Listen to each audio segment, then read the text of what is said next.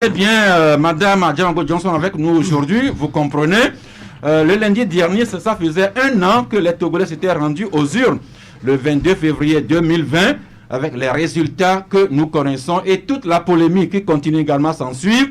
Eh bien, Madame Adjango Johnson nous dira si, un an après, si sa dynamique est rentrée dans les rangs ou s'il continue à revendiquer la victoire pour leur candidat à cette élection et d'autres questions politiques connexes. Allons directement aux questions politiques. Madame, je rappelle que vous êtes la secrétaire générale de la CDPA, vous êtes la coordinatrice de la dynamique, Monseigneur Podjoro, vous êtes sur le terrain politique depuis plus d'une génération, vous avez été même candidate à l'élection présidentielle de 2010. On verra ce qu'il en sera quand nous allons approcher de la prochaine élection présidentielle. Mais dites-nous, madame, le 22 février dernier, cela faisait déjà un an que nous étions rendus aux urnes le 22 février 2020 pour l'élection du président de la République.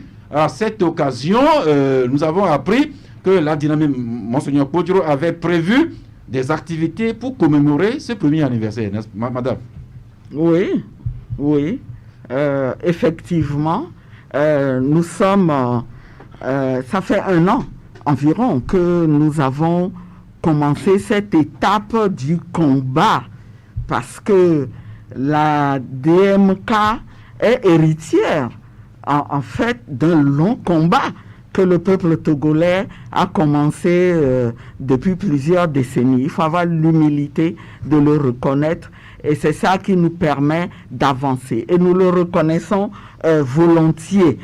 Oui, ça fait un an que nous avons abordé cette étape du combat. Et au début, j'ai remarqué que vous vous demandiez est-ce que on serait rentré dans les rangs. Oui. Et si vous continuez toujours à revendiquer la victoire de votre candidat. D'après vous, comment pourrions-nous rentrer dans les rangs quand on voit l'enjeu de ce combat que nous menons et qui est un combat vital pour le peuple togolais. Le combat que la DMK mène n'est pas le combat de la DMK, n'est pas le combat des responsables de la DMK, c'est le combat de tous les Togolais qui aspirent profondément à être gouvernés.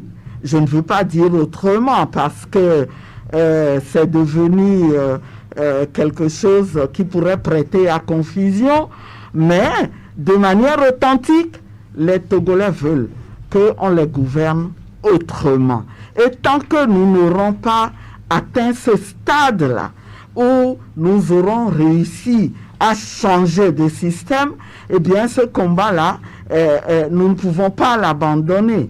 Et donc, vous avez raison de dire qu'il y a des activités qui sont prévues pour commémorer et la plupart des activités se déroulent à l'extérieur. Vous savez que ce combat que nous menons repose sur différentes stratégies et il faut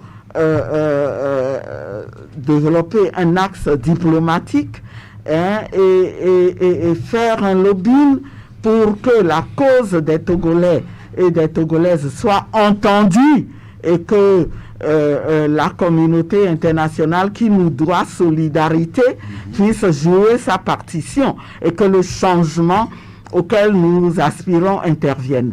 En plus de cet axe diplomatique, eh bien, il y a l'axe de mobilisation sur le terrain.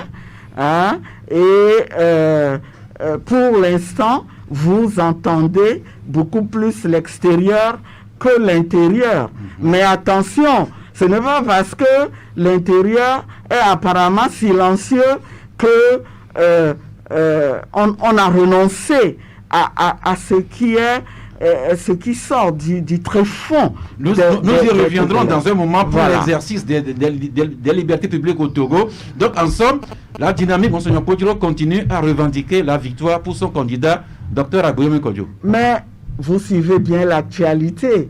Et vous voyez aussi ce qui se passe sur les plateformes. Vous pouvez prendre le pouls des Togolais. Et vous comprendrez que dans cette phase-là où nous sommes, les Togolais, ils comprennent de plus en plus qu'ils doivent se prendre en charge pour que les objectifs qu'ils poursuivent soient atteints.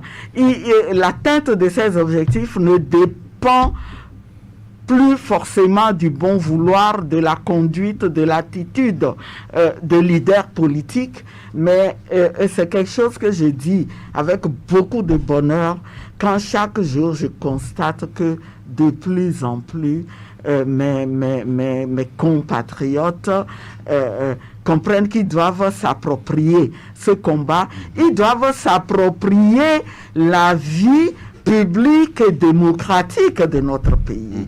Et ils doivent s'approprier les institutions. C'est à ce titre, c'est au nom de cette appropriation-là qu'ils dénoncent, qu'ils se révoltent. Alors, et qu'ils disent non. Madame, à ce niveau-là, je vous connais personnellement, vous êtes docteur en droit, que vous avez enseigné, vous êtes sur le terrain politique depuis des décennies, vous avez été l'une des acteurs clés à la conférence nationale souveraine et qui avait décidé que le Togo deviendrait ou bien devrait devenir un état de droit avec des institutions dont les décisions s'imposent. Dans ce sens, après l'élection du 22 février 2020, les résultats ont été proclamés par la CENI, confirmés par la Cour constitutionnelle. Le chef de l'État déclaré, réélu, Faure Gnassingbé, a prêté serment. Il est entré en fonction, il a formé son gouvernement. Alors, un an après, vous, professeur de droit, vous qui êtes actrice de l'état de droit, comment est-ce que vous pouvez continuer à ne pas reconnaître ce que les décisions, ce que les institutions de l'état togolais ont déclaré? Ce que vous dites là, ça relève d'une argumentation légaliste. Et c'est très facile. C'est très facile. C'est cette argumentation légaliste-là dont le pouvoir a toujours usé pour emmener les acteurs politiques à dire, bon, tournons la page, c'est fait. Mais, entre nous,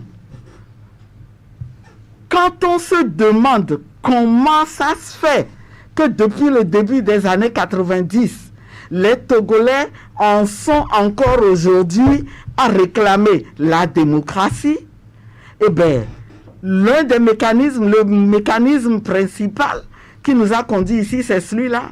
À force de tourner la page tout le temps et de se dire, on a de manière formaliste, on s'est servi de la loi, on se sert même des lois uniques, on instrumentalise toutes les institutions qui sont censées être au service des citoyens de la République, et puis on se dit, tournons la page. Nous mettons en péril notre pays et nous mettons en péril les générations futures. C'est pour ça que nous disons, cette fois-ci, la page là, maintenons-la bien ouverte pour régler durablement le problème auquel le Togo est confronté. Maintenons-la ouverte parce que on ne peut pas hypothéquer comme ça l'avenir de plusieurs générations. Attendez, c'est souvent qu'on se glorifie de ce que le Togo a eu telle avancée, a eu ceci, mais si on veut être objectif, on est bien obligé de reconnaître que nous avons beaucoup de retard au Togo en matière de développement. Nous avons beaucoup de retard. Je ne veux prendre que le domaine de la santé. Là c'est la réalité, on va y revenir, mais revenons sur le terrain politique. Et le lien, c'est la démocratie, et c'est une condition sine qua non pour qu'il y ait une bonne gouvernance. Vous ne voulez pas fermer la page du 22 février 2020, vous continuez à la maintenir ouverte à votre façon. C'est dans ce sens que vous continuez à appeler votre candidat, Aboyeme Kodjo, le président élu, qui entre-temps a nommé voire deux premiers ministres. Il a commencé à former, à nommer quelques ministres. Mais tout ce que vous faites là, n'est-ce pas un peu du vent que vous semez, madame? Merci de poser cette question. et je suis convaincu que vous faites l'avocat du diable, hein, parce que le combat que la DMK mène, c'est un combat dans lequel les Togolais qui veulent être sincères avec eux-mêmes se reconnaissent. Bon, mais c'est évident que c'est pas tout le monde qui doit se mettre à l'action. C'est toujours ça, hein, dans les pays, hein, mais quand le changement sera là, eh bien, le changement, il profitera à tout le monde. Oui, certes, Ce n'est pas du vent. Ce qui se fait, c'est sérieux. C'est sérieux parce que nous, on est ici, au Togo. On est coincé. Faisons le bilan au Togo. Aujourd'hui, toute la marge de manœuvre que les partis politiques, les organisations de la société civile devraient avoir pour apporter leur contribution à la marche du pays, elle est confisquée. Elle est confisquée. On ne peut rien faire aujourd'hui pour faire entendre une voix dissidente au Togo. Donc, nous sommes à l'intérieur, nous réfléchissons pour faire preuve d'imagination et voir comment nous pouvons continuer à nous faire entendre.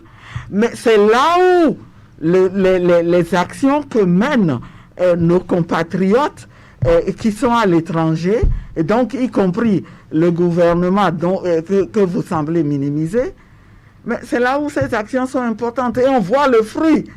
On voit le fruit aujourd'hui. Et quels sont concrètement les fruits de vos actions?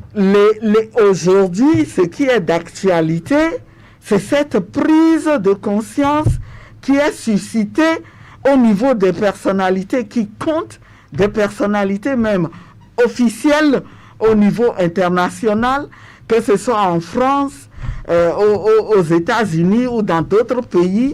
Vous voyez bien qu'il y a un mouvement qui est en cours, un mouvement animé par des personnalités qui comprennent que ce qui se passe au Togo n'est pas normal et qu'elles doivent aider les Togolais dans ce combat-là pour la démocratie. Vous avez un député, un élu à l'Assemblée nationale.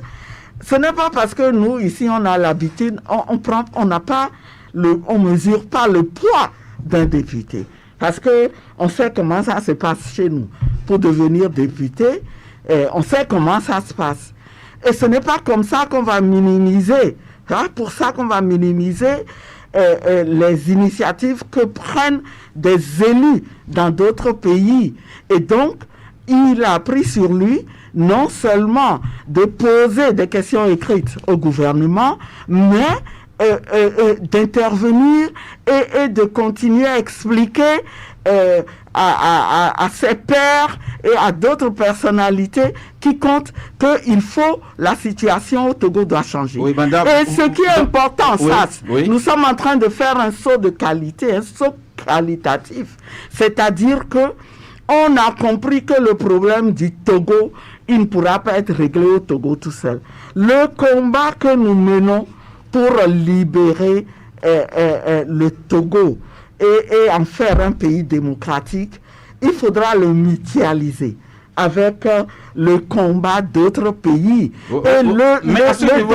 L'action doit porter à un niveau plus élevé. En somme, vous privilégiez l'extérieur et vos principaux partenaires ou bien ceux qui vous accompagnent le plus sont à l'extérieur, alors que la scène politique au Togo se joue ici avec des Togolais qui, selon toute vraisemblance, montrent au moins une lassitude par rapport à vous, madame. Sasgaou, c'est vous qui voyez la lassitude.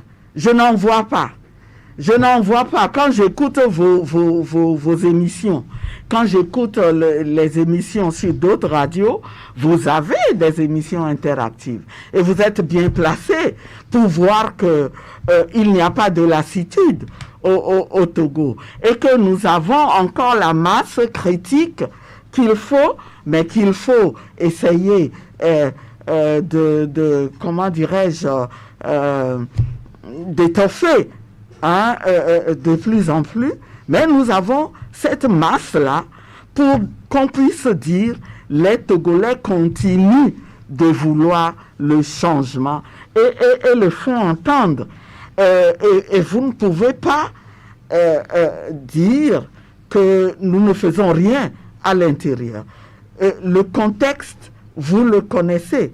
Quand vous êtes dans un contexte où vous avez un régime qui est devenu tellement fébrile qu'il ne peut même pas sentir une feuille sèche voler, parce qu'elle est emportée par le vent, sans réagir, sans prendre des mesures, sans vouloir réprimer.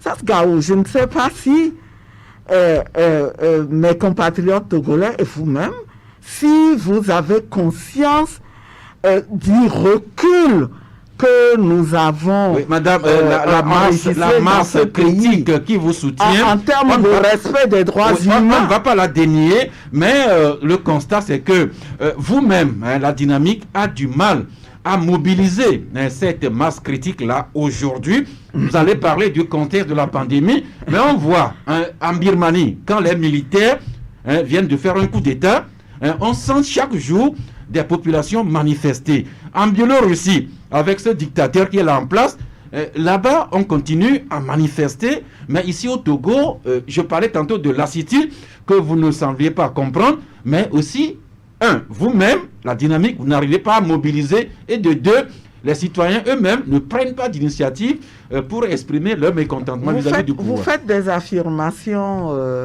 avec lesquelles je ne suis pas du tout d'accord. Eh bien, je ne suis pas du tout d'accord. Eh bien, et je voudrais vous dire, apportez-nous des preuves concrètes. À chaque pays, sa trajectoire. À chaque pays, sa trajectoire. Mais en Birmanie, ce qui se passe, nous l'avons connu au Togo. Et ne me dites pas que on ne le connaîtra plus jamais. Tout dépend du régime. Je n'ai pas dit ça. Je sais que la nation fonctionne comme des cycles, mais je parle du temps actuel. Oui, mais attendez, le temps, sur quels critères vous découpez?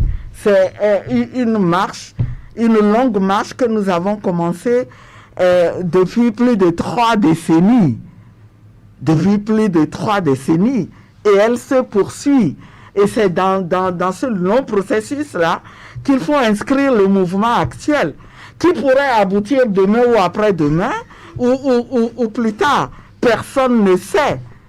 Mais l'essentiel est que le combat puisse continuer. Merci. Et dans un contexte où toutes les libertés sont confisquées, vous voyez de l'actualité récente qui est sortie du dernier Conseil des ministres, vous voyez qu'on veut mettre un tour de vis de plus, même au syndicalisme. C'est évident qu'on ne veut plus voir les citoyens s'organiser pour pouvoir dire leur mot sur la manière dont le pays est géré. Et tout ça dans un contexte où il y a un conflit post-électoral qui existe. On veut le nier. On veut le nier. On ne veut même pas reconnaître qu'il y a des voix dissidentes. Malheureusement, pour eux, ces voix sont majoritaires. Ils sont nombreux, ils sont majoritaires.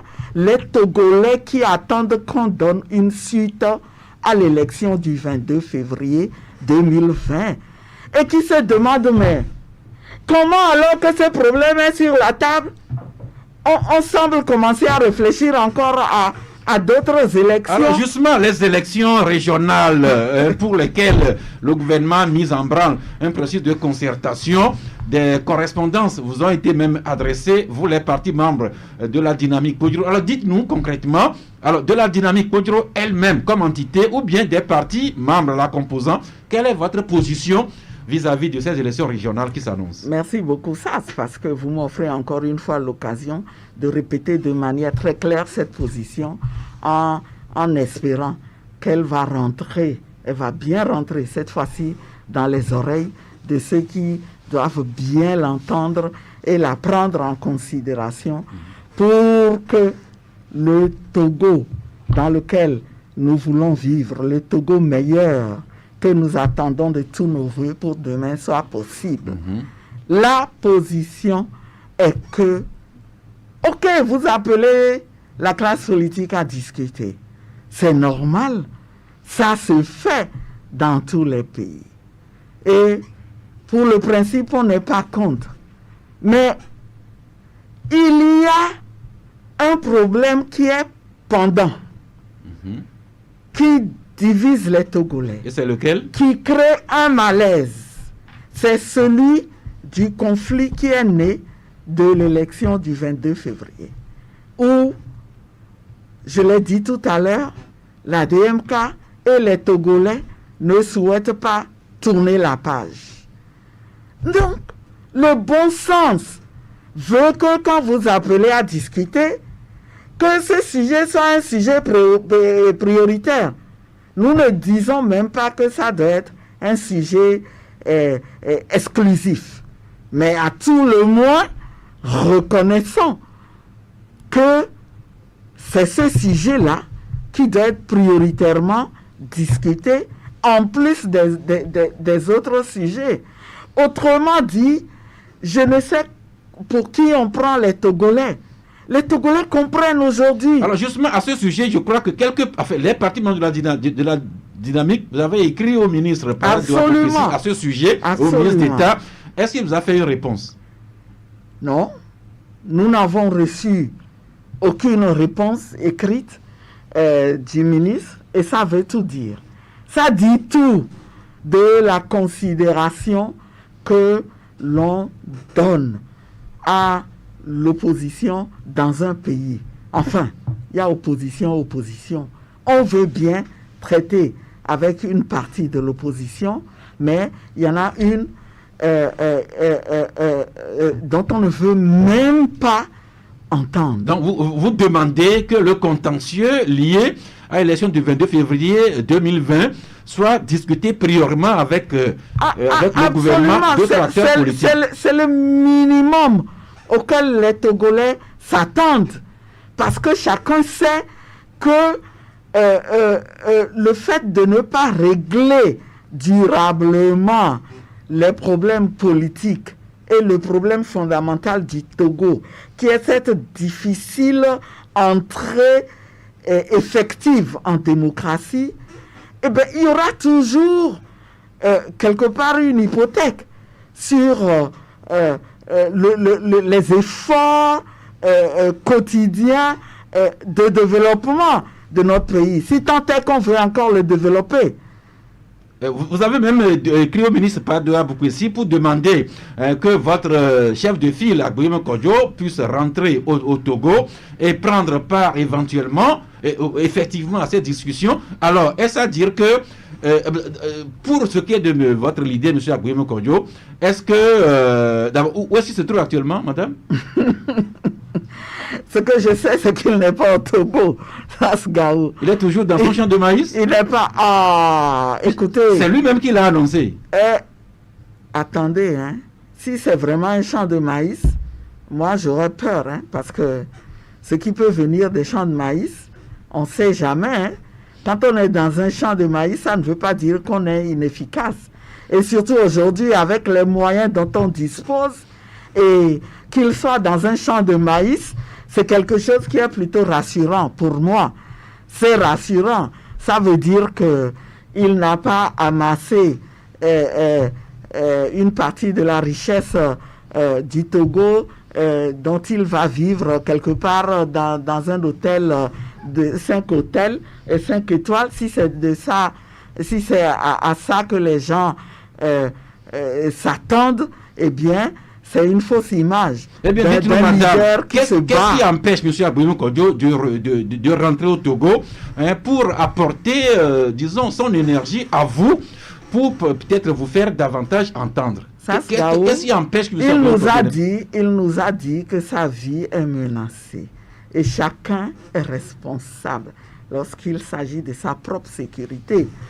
Qu'est-ce qui l'empêche Voyez-vous, si un certain Tavio Amorin, dont je salue la détermination et l'engagement politique, s'il avait eu ce réflexe avant qu'on ait raison de lui et qu'on ne lui enlève la vie, eh bien, il aurait été là aujourd'hui et il aurait renforcé le combat.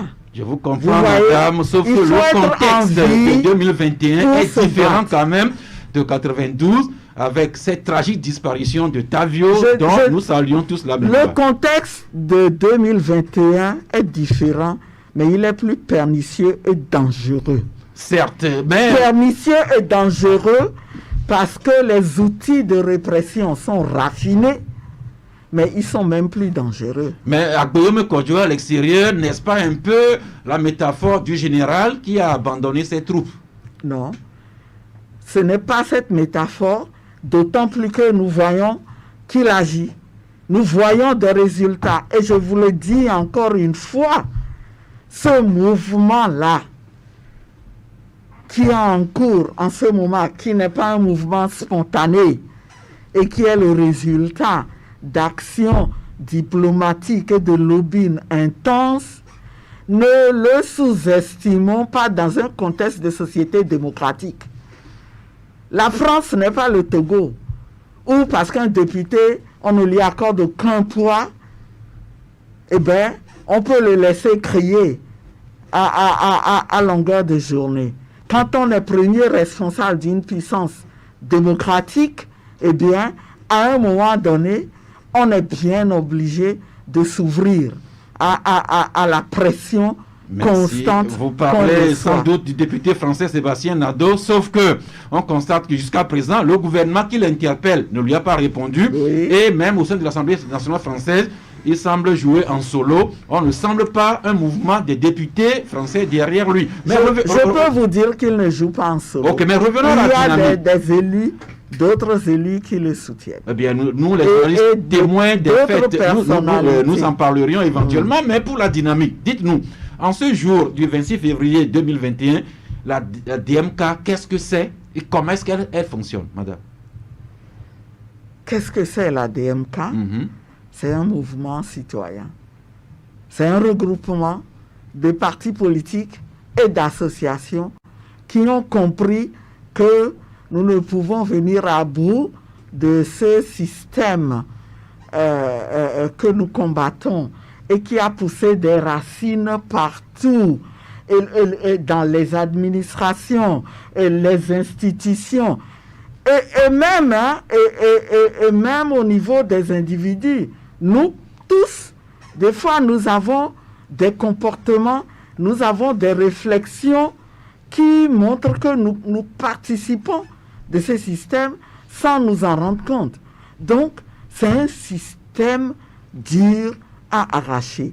Et pour l'arracher, eh bien, il faut un mouvement citoyen. Mais vous, donc, on vous voit sur le terrain, vous, la coordinatrice, avec quelques camarades autour de vous, dont votre compagnon d'infortune au SCRIC, Gérard Diossou, que nous saluons ici, mais votre leader qui est à l'extérieur, même le prélat même, qui est votre père idéologique, n'est pas non plus au pays.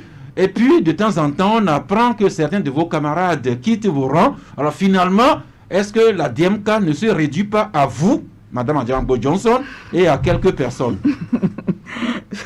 Encore une fois, vous me provoquez pour que je dise ce qui est. Ah non, c'est un mouvement qui se renforce. Que des individus à un moment donné, et c'est vrai qu'au niveau de la diaspora, il y a eu quelques départs justifiés par des raisons d'ordre personnel, mais c'est normal. Autant il y a des départs, autant il y a des rentrées. Et c'est comme ça que le mouvement se renouvelle. Enfin, nous les médias, nous avons écho des départs, oui. Mais pas pas des arrivées comme vous le disiez, vous en parliez tantôt. Oh, il y a des arrivées. Il y a des arrivées. Eh bien, de ce mouvement dont vous parlez avec beaucoup d'émotion, quels sont vos rapports avec la classe politique ici au Togo? Écoutez, ce que nous avons compris dans ce mouvement, c'est que plus nous serons nombreux, plus nous viendrons à bout du régime que nous combattons. Et c'est le travail que nous essayons de faire avec une partie de la classe politique de l'opposition qui n'a pas intégré formellement la DMK. Et je vous surprendrai, nous discutons avec ces partis-là. Tous ou bien seulement certains? Je ne dis pas tous. Et c'est un processus qui est en cours. Mais nous avons des rencontres bilatérales et nous arrivons à échanger nos points de vue sur la situation, sur le combat que nous menons. La preuve, vous voyez très bien que en ce qui concerne cette initiative de dialogue qu'on veut instrumentaliser, encore une fois, les Togolais ont mal au ventre et on veut leur soigner des maux de tête. Alors pour revenir avec les élections régionales, là, vous voyez très bien que nous sommes totalement en phase avec le CAR, dont je salue le sens politique et dont je salue la détermination. Parce que quand le CAR pense que ces élections du 22 février 2020 constituent une opportunité nationale pour régler définitivement le problème du Togo, je me dis, mon Dieu, c'est des gens qui prennent toute la mesure. En somme, madame, si le gouvernement ne vous écoute pas pour poser le problème du contentieux électoral du 22 février 2020, la dynamique et ses partis membres ne sont pas disposés à participer aux élections régionales. Nous continuerons le combat. Le problème du Togo, ce n'est pas d'organiser des élections qui se suivent sans en être vraiment. C'est ça, c'est là où nous avons mal. Il faut qu'on commence à organiser des élections dignes de ce nom dans ce pays. Il faut qu'on commence à respecter nos institutions, à les libérer pour qu'elles puissent jouer leur rôle de régulation de la vie publique et politique. Et le mal est profond. Le pays ne peut pas avancer. Quand vous avez... Les institutions sont les piliers sur lesquels les pays sont assis en démocratie. Et vous avez ces piliers-là qui ne tiennent pas. Ça veut dire que le pays ne tiendra pas.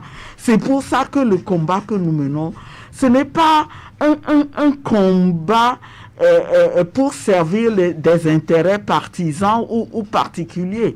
C'est un combat dans l'intérêt supérieur de ce pays. Merci Madame Adjango Johnson. On va terminer rapidement avec quelques articles de presse qui portent sur la croissance économique et le développement durable.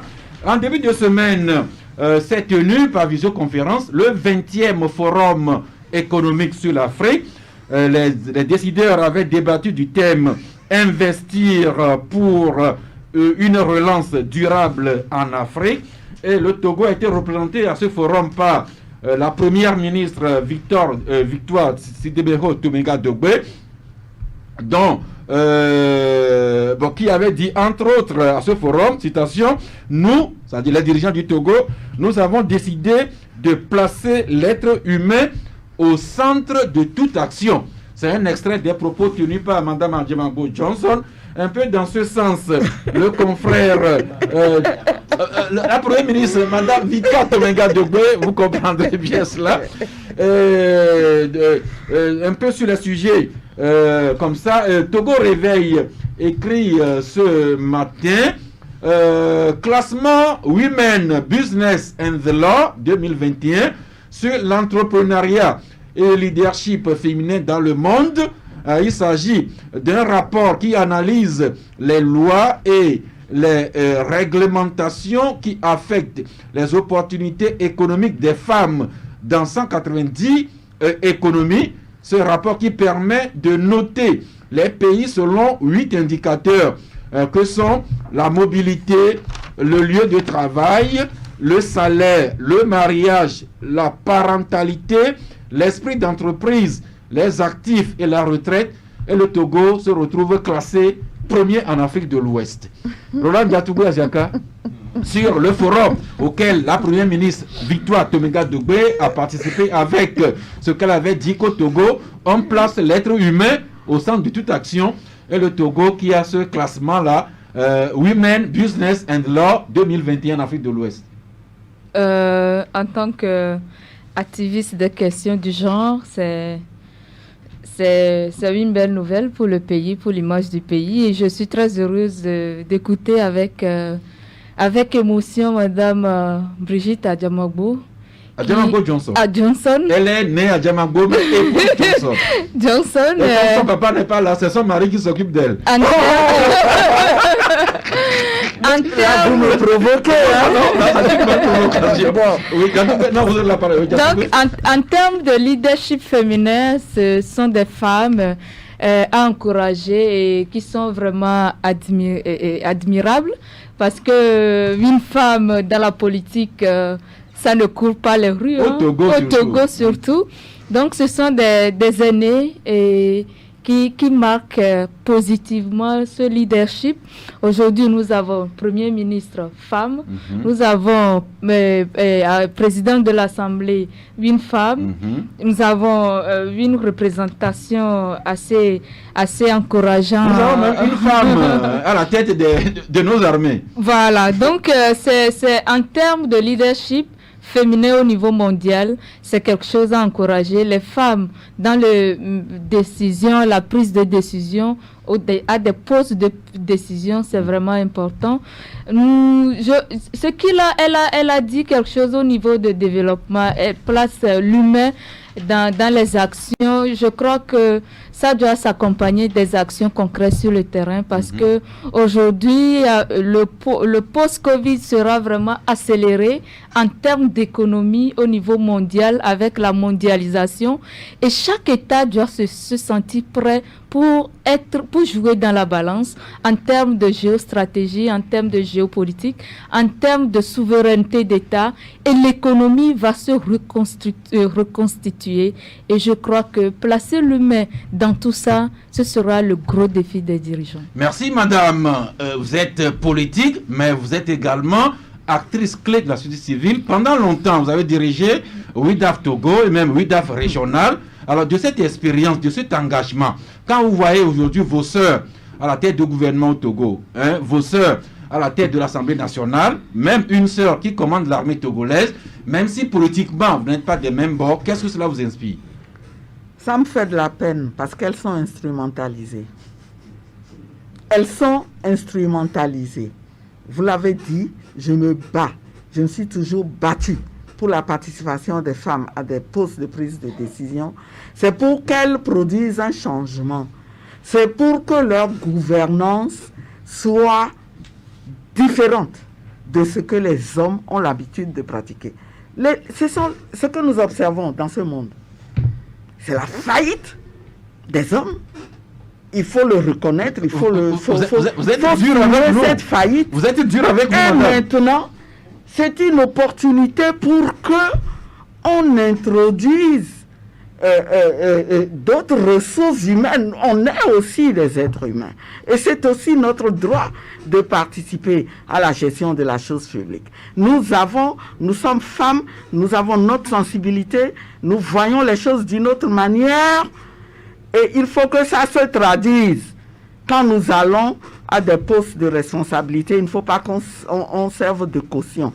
Malheureusement, nous ne voyons rien de tel au Togo depuis que les femmes sont à l'Assemblée, sont à la primature, sont merci, madame. dans l'armée et tout ça. Vos sœurs assureront, désolé. Elles vous enverront leurs réponses de façon adéquate incessamment. Pourquoi pas? D'ici là, sont contraints de suspendre un peu. Je serais très heureuse de faire un débat. Adresser un clin d'œil à nos partenaires et nous ouvrons sur les auditeurs qui doivent être apparemment impatients pour intervenir dans ce débat. Tab Group Business et sa boutique Tab Lube vous proposent des lubrifiants et huiles à moteur de marque Renault d'origine allemande, d'une qualité et d'une efficacité exceptionnelle, très bien appréciée. Grâce à un savoir-faire unique, les huiles Renault sont conseillées suivant les marques de moteurs et les caractéristiques propres à chaque véhicule. Les huiles Renault accroissent la performance de vos moteurs, leur assurent une rentabilité maximale pour une consommation minimale de carburant. Disponible partout à Lomé dans les boutiques Tab Lube, à Foreva, à Vepozo, Nikonakwe, Togo 2000, Léo 2000, Lomé 2, Aguasieye, Ngonyome, Djidjolé et Bekbota. Et pour un corps fort dans un véhicule en forme, utilisez la boisson énergisante Tiger Power des boutiques Tab Dream Products. Avec Tab Lube et Tab Dream Products, vous élisez domicile en toute qualité chez Tab Group Business, siège social, Lomé, quartier Atiégou, Togo 2000. Téléphone Tab Lube 22 26 51 01 96 52 75 75. Tab Dream Products 22 26 51 01 97 20 58 58. Toutes ces boutiques sont ouvertes du lundi au samedi de 7h30 à 17h30. Exigez la meilleure qualité de lubrifiant pour vos moteurs. Exigez la performance. Exigez Renault.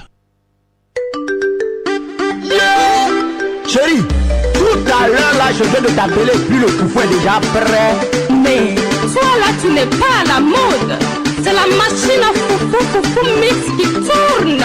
Sur votre demande, la méga promotion de Foufou Mix se prolonge pour vous jusqu'au 27 février 2021. Achète ton Foufou Mix et bénéficie de 100 000 francs de réduction pour une livraison au plus tard le mois de Tabaski en juillet 2021. Pendant cette période de grande promotion, pour ceux qui le désirent, Foufou Mix reste disponible pour tout achat et livraison immédiat au prix habituel. Pour toute information, rendez-vous à la direction générale de Foufou Mix, 6 à 10 Douada, non loin des feux tricolores. Infoline 90 78 72 30. 90 78 72 30. Foufou Mix au cœur de vos ménages.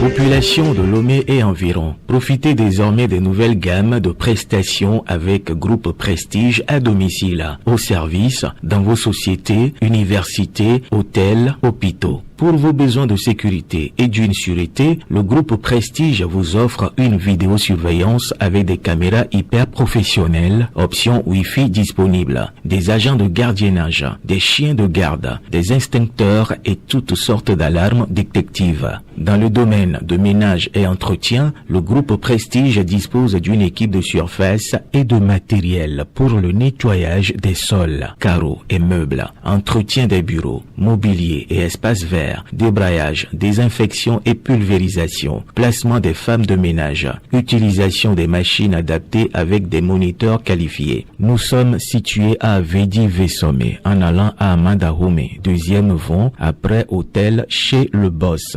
Voici nos contacts 00228 70 46 56 11 96 03 74 76.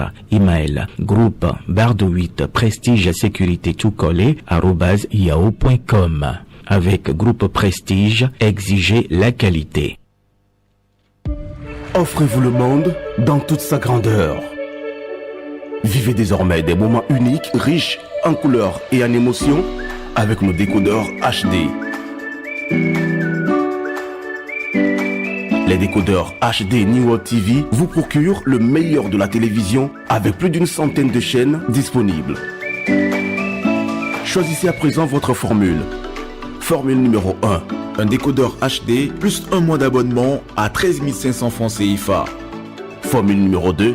Un décodeur HD plus 3 mois d'abonnement à 20 000 francs CFA. New World TV, les télés qui vous transforment.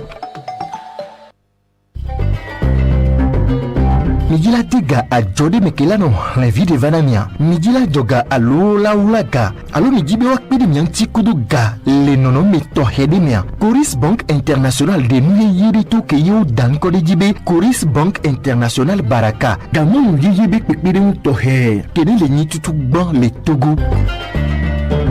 Nia joduto e dwabedo opeo asisino namako ile nyaroko si e joba jowo nkan kota subo keme mileo alo dope kene le miasio Coris Bank International baraka le demegbena mia dometo de siade ni mia bajo alo mia be dudu vovovo wasim ewa yinkoto gajado pebe ndudu vovovo be monu toheo kewela jemianu sibede kebe nyene nebe gajado pe le veveri le mia bagbe kudu mia be do naumia mi swedo mia kwejibe mia woto ku mi le kadodo tohede me kemeye enu me kona kekem keye soku islam be ganya obese kuyebe dodo Milakpo Coris Bank International Baraka le boulevard Eya Demambe Moadi le Carrefour 3K Nyate Pokanao le 22 20 82 82 10 Coris Bank International Gadiado Pekene ou Vovo Toto 93.5 Canal FM. Eh bien, toutes nos excuses, nous avons un peu pris de votre temps, mais à présent, l'heure a sonné pour que vous parliez directement au professeur Gowe Akwe ou bien à madame Adjamango Johnson. Bonjour l'ami. Bonjour SAS. Oui. Comment vous allez? C'est monsieur Patrick. Patrick, oui. Voilà. Madame, comment vous allez? Je vais bien, cher compatriote. Merci. Madame, écoutez, j'aime bien ce que vous faites sur le terrain. J'aime votre bravoure. Vous êtes une femme combattante. Très bien. Mais de l'autre côté, je suis un peu désolé. Je suis désolé parce que, en vous écoutant, j'ai pris un papier et un bic pour noter au moins quelque chose. Mais sans vous mentir, durant les 45 minutes, je n'ai rien mis sur mon papier. Parce que en vous, je n'ai pas senti des actes concrets. Mais, vous parlez, j'ai senti plutôt que vous faites référence surtout à l'extérieur. Je ne sais pas si c'est l'extérieur qui viendra résoudre le problème togolais, en l'occurrence la diaspora. Bon, moi j'aurais, voilà, si comme vous n'avez pas de solution, écoutez ceci. Plutôt si votre prélat demandait une audience avec le président de la République et ensemble ils trouvent une solution pour le problème togolais, ça serait mieux que de passer par la route parce qu'on vous a donné les 90 minutes, on n'a rien vu. Maintenant vous jouez au temps additionnel. Ça aussi, ça a fini, mais il n'y a pas un résultat probant. Merci Patrick. Voilà. Donc si la dynamique carrément demandait audience au président de la République pour poser les problèmes. Merci, madame va vous répondre. Mais nous prenons l'auditeur qui est en attente. Bonjour. Allô, bonjour. Oui. Monsieur Gado. Oui, nous vous écoutons. Oui. Avant les élections, j'avais lancé un appel à toute la classe politique de l'opposition, y compris le feu Agboibo, madame Adjamagbo, Jean-Pierre Fabre, de prendre un bus pour aller voter pour le président fort. Comme ça, on va écrire une lettre à l'ONU que Togo, c'est un mandat confié à pas d'opposition. Si c'est comme on avait écouté, est-ce qu'on aura déjà dans les champs de maïs, madame Agboibo va coûter à la prison, tout ça? Expliquez-moi, merci. Je vous en prie, monsieur Garo, avec son style tout particulier. L'auditeur suivant, bonjour. Bonjour. Oui, c'est monsieur? C'est Sandro. Sandro, oui. Moi, je voudrais féliciter madame pour les actions qu'ils sont en train de mener. Et je vais les prier, surtout d'accentuer. Le peuple togolais a soif d'alternance. Et il a déjà prouvé ça depuis le décembre 2018 avec les législatives qui ont vu la participation de moins de 15% de la population et la présidentielle de 2020 qui a montré un engouement pour la population qui est allée aux urnes à plus de 76%. Et de là, ça montre la confirmation que le pouvoir en place était discrédité par sa population. Et les gens de la CENI qui ont eu à proclamer les résultats, moi je me demanderais, un jour ils doivent se pointer devant un miroir pour se voir de l'intérieur et non de leur physique pour réellement consommer ce que eux-mêmes ils ont laissé pour la population togolaise. Merci l'ami. Chacun appréciera devant sa conscience ce qu'il fait aujourd'hui et demain. Un autre auditeur en ligne, bonjour. Monsieur Sass, bonjour. Oui. Une question pour le professeur. Et il vous écoute? Et bon, le professeur, il y a certaines sociétés qui viennent de fermer leurs portes. Les établissements sont fermés à cause du coronavirus. Alors que vous avez fait rappeler les forces qui règlent la circulation. Quand vous voyez ce qui se passe sur nos routes, franchement, les chauffeurs prennent toujours les 42. Donc moi, je ne sais pas pourquoi vous avez fait rappeler les forces qui règlent la circulation pour le Covid. Merci. Et puis, d'autres qui devront les remplacer ne sont pas là. Merci Sylvain Agbaï. Professeur Gouakoué, il est cardio, mais on verra comment il pourra répondre à cette question qui touche plutôt le gouvernement. L'auditeur suivant, bonjour. Bonjour, monsieur Sass. Oui. Richard de Ferreira. Oui, allez-y. Oui, une question au professeur et à madame. Oui, monsieur le professeur, s'il vous plaît, selon les collègues qui ont déjà présidé dans les studios, ils ont dit que malgré qu'on vaccine la population, cela ne veut pas dire qu'on ne sera plus encore contaminé, qu'on ne doit pas se relâcher. Cela veut dire qu'on peut être vacciné mais encore être contaminé du coronavirus nouveau. Ok, à madame. Oui. Tout d'abord, je la salue pour sa détermination. Et j'aimerais savoir si leur action qu'ils posent va nous amener à l'alternance. La façon dont réclame toujours la victoire. Et la deuxième question, pourquoi M. Agboyomi, le moment où il va nommer ses ministres, il s'est tourné vers l'extérieur, ceux de la diaspora? C'est la question. Merci. Les deux ont bien noté vos préoccupations. Ils vous répondront. Le suivant en ligne, bonjour. Aussitôt arrivé, aussitôt parti, mais il va revenir, n'est-ce pas, Michel? Oui. Oui, bonjour. Bonjour, Sass. Oui, c'est monsieur? Oui, monsieur Aougan. Aougan. Yaougan, ok. Oui. Oui, je voudrais saluer et remercier ceux que vous avez reçus sur le plateau là-bas, et notamment Madame Adjamagbo, une femme que j'ai connue quand j'étais encore en classe de 4e, et qui se bat et continue de se battre pour le développement du Togo. Je crois qu'il a fait un exposé clair, et j'admire sa détermination. C'est pour lui suggérer ceci, comme il le fait déjà.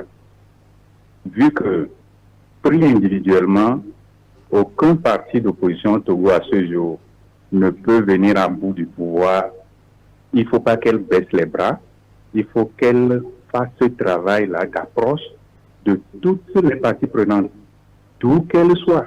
Je n'ai pas dit parti politique, mais partie prenante de la société civile, de l'opposition, toute bonne volonté, qui a vraiment à cœur le développement du Togo, qu'elle ne se lasse pas de les approcher, d'avoir leur adhésion pour son combat, qui est un combat collectif en réalité. Je suis sûr que dans un bref délai, quoi qu'il en soit, nous ne ferons plus 3 décennies, le Togo va enfin retrouver le salut. Merci beaucoup. Je vous en prie, déjà, le suivant en ligne, pas encore. Ok, on va mettre ce temps en profit. Professeur Gouakoué, je crois 2 ou 3 questions vous ont été adressées. Oui, j'en ai 2. Une seconde, on prend le dernier auditeur, puis on ramasse toutes les questions. Oui, bonjour l'ami. Allô, Georges. Oui. Salut tout le monde. Bonjour à vous. Moi, je serai toujours du côté de la dissidence contre l'autorité. Mais il va falloir qu'on ait une dissidence intelligente. Il faut que l'opposition togolaise repense son action. On a soif de changement dans ce pays. Mais chaque fois que vous écoutez les leaders politiques, on ne se retrouve pas. Ils ont fait des erreurs. Il faut qu'ils le reconnaissent entre eux. Mais quand ils arrivent sur les radios publiques, il ne faut pas donner de faux espoirs au peuple. On doit reculer pour mieux rebondir. Donc, essayez de tourner la page et de faire les choses mieux. Bon week-end à tous. Bon week-end à vous aussi, Georges. Merci à tous les auditeurs qui ont pu entrer en ligne. Nous excusons pour ceux qui n'ont pas pu nous appeler, mais ce sera fait dans les jours à venir. Professeur Gouakoué. Oui, merci. Merci. Je remercie surtout ceux qui ont posé ces questions-là. Je voudrais expliquer assez simplement, par rapport à mon niveau de compréhension de la chose, pourquoi est-ce qu'on a fait repartir dans les casernes une partie des 5000 personnes mobilisées pour la lutte contre le sida. Contre le coronavirus. Pardon, contre le coronavirus. C'est que au départ, tout le monde avait pensé que le coronavirus était là pour juste 3 mois. Et puis après, on a pensé 6 mois. Et nous sommes à 1 an. Et c'est en ce moment précis que le nombre de personnes infectées augmente. Ces personnes sont infectées parce que de plus en plus, on les retrouve dans certains endroits où la surveillance n'est pas bien faite. Les mesures barrières ne sont pas bien respectées. Dans ces conditions, il faut trouver une autre stratégie parce que le coronavirus est venu et je pense qu'il va s'installer pendant longtemps. Pourquoi dans certaines sociétés, on a fermé leurs portes?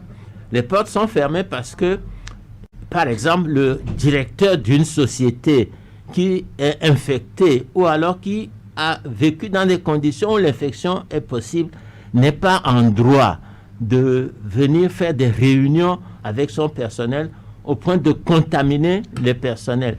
Cette personne qu'on appelle de façon classique un cluster, le point de départ, va permettre un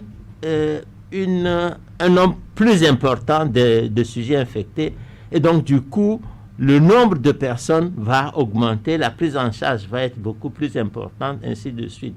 C'est dans ces conditions-là qu'il faudrait réfléchir. Il faut réfléchir comment. Il y a un comité mixte qui est fait donnant la chance aux volontaires pour assurer cette éducation communautaire, pour assurer ce travail que les militaires mobilisés auraient dû faire. Même si c'est fait, ce n'est pas suffisant. La preuve, quand les gens ne portent pas leur masque dans les rues, comme c'est écrit, il y a un décret qui est dit qu'ils sont sanctionnés, mais il y a trop de négociations qui se font pour que la personne qui est en infraction puisse passer et continuer son chemin. Ça également, c'est un phénomène sociétal, c'est un phénomène togolais en particulier. Donc, ce groupe mixte doit prendre en charge l'éducation ou l'information et la sensibilisation.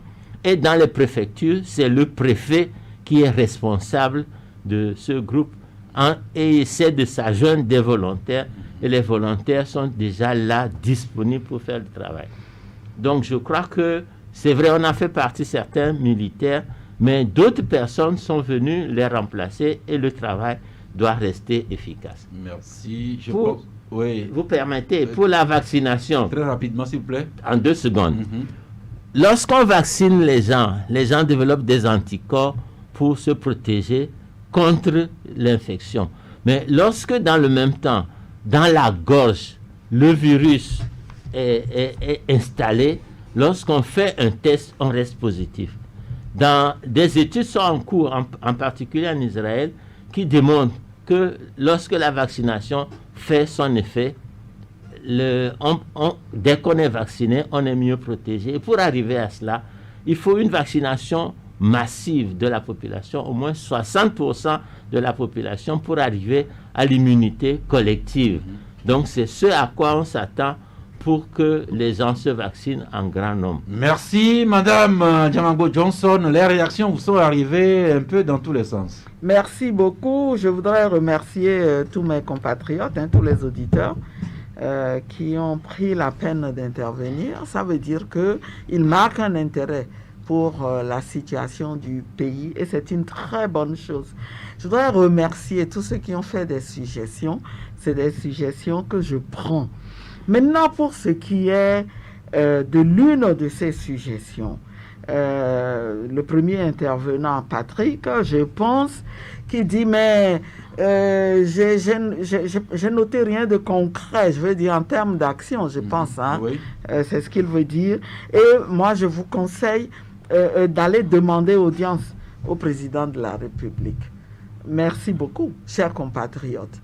Mais ce que nous faisons en ce moment, depuis que l'initiative a été prise de dialoguer, Mais c'est l'équivalent de ce que vous êtes en train de suggérer. Donc, soutenez la position de la DMK qui veut que on discute et qu'on discute en priorité de cette crise-là pour la régler. Et il a raison de parler de président de la République. Le dialogue ne devrait pas être au niveau du ministère de l'administration territoriale. Parce que c'est une question qui intéresse, une question qui touche de très près à l'intérêt supérieur du Togo. Et le premier responsable de ce pays-là, c'est celui qui en est à la tête. Et le fait d'appeler une classe politique pour dialoguer au niveau du ministère de l'administration territoriale même montre qu'on ne prend pas la mesure de la gravité. Alors, dans ce sens-là, est-ce que vous êtes prêt à demander une audience à Faure Gnassingbé pour aller le rencontrer face à face et poser le réel problème? Mais attendez, est-ce que le problème, c'est un problème DMK et Faure Gnassingbé? C'est un problème togolais. Et donc, il faut un dialogue en bonne et due forme dans les normes. Ce n'est pas une question d'arrangement entre deux parties. Parce que ce qui est en jeu, c'est le futur du Togo, là. C'est les générations présentes et à venir. C'est ça qui est en jeu. Il faut libérer l'avenir de ce pays. C'est de ça qu'il est question. Et Monsieur Gado, je vous comprends. J'ai justement, pourquoi nous ne voulons pas fermer la page. Parce que ce que vous le dites, on a compris que ce n'est pas dépit, que vous aviez pensé que ce n'était même pas la peine d'aller aux élections. Mais nous avons saisi cette opportunité pour régler le problème du Togo et nous ne tournerons pas la page jusqu'à ce que ce problème-là soit réglé. Merci. Vous n'avez pas le temps de répondre à toutes les questions. On va devoir remercier sincèrement tous les intervenants et dire que je suis dans mon rôle. Dans mon rôle, quand j'explique aux Togolais qu'ils doivent rester déterminés, et parce qu'un peuple déterminé n'a jamais perdu son combat. Donc, je ne soulève pas de faux espoirs, je ne donne pas de faux espoirs, j'accompagne mes concitoyens dans la lutte. Merci.